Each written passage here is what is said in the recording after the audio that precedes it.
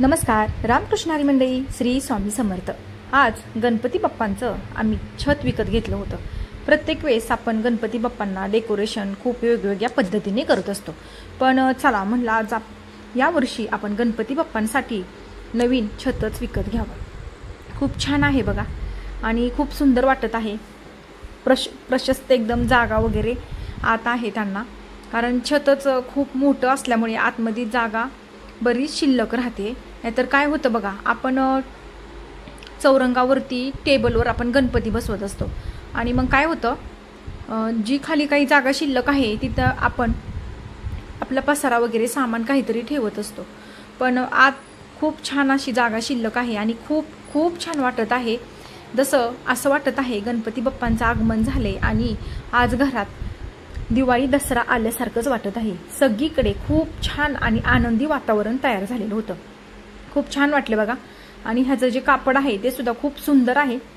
ह्यातून खूप वेगवेगळ्या प्रकारचे होते, पण हा रंग जो आहे केशरी आणि पांढरा तो खूप छान वाटत होता, म्हणून मग याच कलरचं आम्ही विकत घेतलं. वरती बघा गणपती बाप्पांच्या डोक्याच्या वर जो छत आहे त्याच्यावर ही अशी डिझाईन आहे. खूप सुंदर वाटत आहे.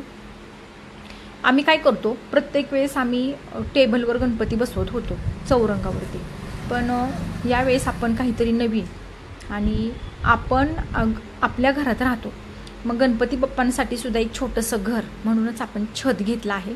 बघा तुम्हाला कसं वाटत आहे. अशा पद्धतीने साध्या सोप्या पद्धतीने गणपती बाप्पांची मी पूजा मांडणी वगैरे केलेली आहे.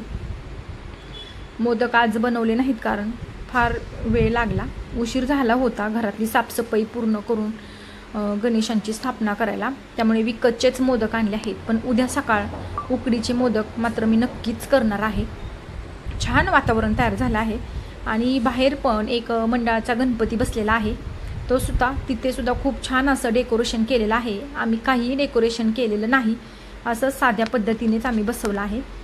फक्त बाहेरून थोड्याशा माळा लावलेल्या आहेत आणि अजूनही काम चालूच आहे. कितीही केलं तरी कमीच पडतं. खूप सुंदर वाटत आहे. तुम्हाला कसं वाटत आहे मला नक्की सांगा आणि तुम्ही कसा बसवला तेही मला सांगा.